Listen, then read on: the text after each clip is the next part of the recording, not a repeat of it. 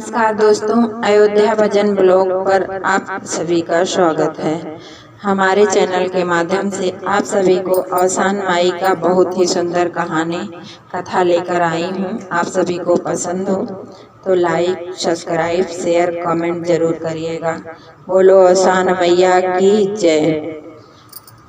एक बुढ़िया थी, उनको एक बेटा बहू थे। बुढ़िया बहुत ही पूजा पाठ करती थी। अवसान माई का भी पूजा में ही जाती थी और बहुत पूजा पाठ करती थी। हर गुरुवार को दुर्दुरिया चबवाती थी। दुर्दुरिया पूजा पाठ बहुत करती थी। बहू उसकी बहुत दुष्ट थी। बहू बोलती थी कि ये पूरा हर गुरुवार को दुर्दुरिया करती हैं और ये इनके वजह से हमारा कितना धन खत्म हो जा रहा है। इनका कुछ प्रबंध करो। फिर एक जगह मेला लगा था तो बोली 1 महीने के लिए वहाँ पर नहाना धोना है, मतलब कुंभ जैसे मेला था। तो वहाँ बोली कि आप चली जाओ, वहाँ पर काम धाम तो करती नहीं हो। और डेली बहू झगड़ा करती थी सास से। बोली कि इनको कुंभ के मेले में ले जाओ, बुढ़ापा हो गया है, खाली ये पूजा पाठ करती हैं और कुछ काम की है नहीं। 1 महीना वहाँ रहेंगी तो शांति रहेगी। तो ठीक बोली। बुढ़िया बहुत सीधी थी। बोली कि ठीक है बहू, मैं जा रही हूँ, हमारा सब प्रबंध कर दो, मैं जा रही हूँ। 1 महीना वहाँ नहाऊंगी धोऊंगी, अच्छे से रहूंगी, पूजा पाठ करूंगी वहीं पे। फिर बहू ने क्या किया, भूसी के और चोकर जो होता है उसका वो लड्डू बनाकर दे दी। 30 लड्डू बनाकर दी। फिर वो लड्डू दी। वो लड्डू लेकर बुढ़िया चली गई और डेली नहाती और बोली डेली 1 लड्डू खा लेना, इसमें बहुत सारा मेवा बादाम काजू किशमिश सब कुछ डाली हूँ। फिर अब वो नहाती थी, जैसे नहाए धोए तैसे सोची लाओ 1 लड्डू खाऊं।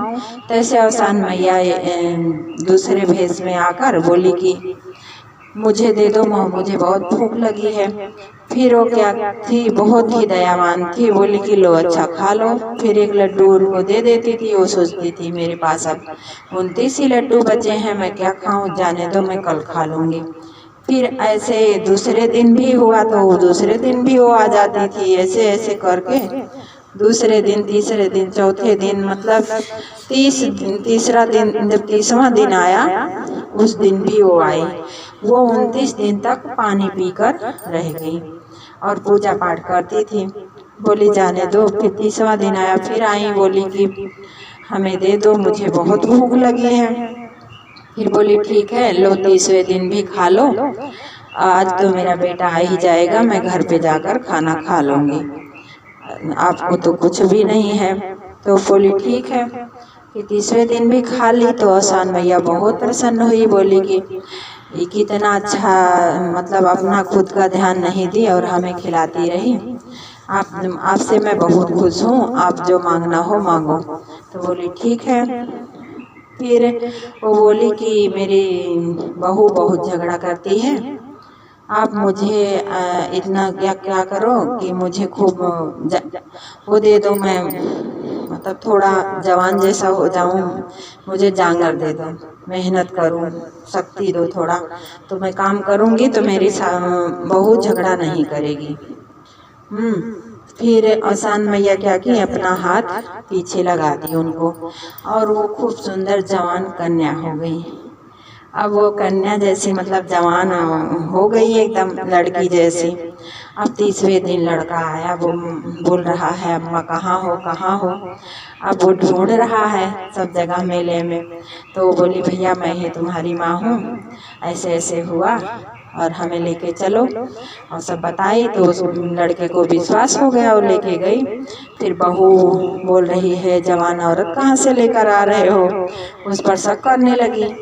तो बताई कि नहीं मैं इनकी माँ हूँ, कोई दूसरी औरत नहीं है। तो फिर उसके बाद बहू को लालच आ गया, बोल रही कि ये इनको लेके गए तो ये जवान हो गई, क्यों नहीं मैं अपनी माँ को भेज दूँ। अब भैया वो भेज दी अपनी माँ को भी ऐसे। और अपनी माँ को क्या की, उनको तो चोकर और आटे की ये सब लड्डू दी थी और अपनी माँ को बहुत मेवा, काजू, बादाम सब मिलाकर बढ़िया से लड्डू बनाकर 30 दिन के लिए बड़ा बड़ा लड्डू बनाकर दी। बोली ऐसे ऐसे करना, ऐसे ऐसे ही मेरी सास की है। फिर जमाई लेकर गया, मेले में छोड़ कर आया और उनको भैया जैसे वो देखी थी काजू बादाम, तो उनको लालच था कि जल्दी से नहाओ, जल्दी से खाओ। और जैसे नहा के वो निकली खाने के लिए, तैसे फिर अवसान मैया परीक्षा लेने के लिए आई। बोले मुझे भूख लगी है, मुझे दे दो। तो बोले कि इतना बड़ा मेला है, मैं ही दिख रही हूँ तुम्हें, तो खुद खा गई, नहीं दे। फिर दूसरे दिन भी आए, तीसरे दिन भी वो बोले कि डेली रोज रोज क्यों मांगने चली आती हो, इतना अच्छा काजू बादाम किशमिश का लड्डू है, तुम्हें क्यों खिला दूँ मैं। तो फिर वैसे ऐसे करके 30 दिन खा ले। फिर जब 30वां दिन हुआ तो भी अवसान मैया परीक्षा लेने फिर आई उनके पास। बोली कि भले ही मुझे लड्डू खिलाई या नहीं खिलाई, लेकिन तो भी मैं आपसे खुश हूँ, आप मांगिए, आप क्या चाहिए आपको। तो बोली कि हमारी बहू बहुत झगड़ा करती है। सेम वैसे ही उनका जैसे जैसे उनकी सास की वैसे वैसे वो भी बोली, तो उनको भी ऐसे छुआ दी। फिर वो एक छोटी सी मतलब गदही बन गई। फिर गदही बन के सिपो सिपो कर रही है मेले भर में। फिर वो उनका जमाई आया, तो जमाई बोल रहा माँ कहाँ गई। तो थोड़ा हंसी भी आ रही है कहानी कहने से, सॉरी। तो बोला कहाँ पे हो, तो बोली भैया मैं ही हूँ, मुझको ऐसे ऐसे ही हुआ, लेके चलो मुझे। फिर लेके गई वहाँ पर घर पे। फिर वो लड़की बोल रही है कि मेरी मम्मी को छोड़कर कहाँ आ गए, झगड़ा करने लगी। अब सास को बोली कि तुम ही कुछ कर दी हो, तुम सास के एकदम जीव को लग गई। बोली कि तुम्हारी वजह से मेरी मम्मी को ऐसे हुआ और सास का जीना हराम कर दी। अब सास बेचारी करे क्या, बोल रही है अवसान मैया क्या कर दी, मेरा तो ये जीना हराम कर रही है अवसान मैया, आपकी महिमा आप ही जानो। हाथ जोड़कर रोने लगी। फिर अवसान मैया प्रकट हुई। बोली अवसान मैया जैसे जो था वो सबको ऐसे ही कर दो, किसी को न जवानी, किसी को न बुढ़ापा, जैसे जो है वैसी तरह कर दीजिए। और खूब हाथ जोड़कर मनाने लगी। तो अवसान मैया जो गदही बनी थी उनको भी उनके रूप में दे दिया, और उनकी सास जो थी उनको भी उस रूप में कर दिया, और सभी का भला की। बोलो अवसान मैया की जय। जैसे अवसान मैया ने उन लोग का भलाई किया, उसी तरह सभी का भला करे। अवसान मैया की जो भी पूजा पाठ करे सभी का मनोकामना पूरी हो। बोलो अवसान मैया की जय।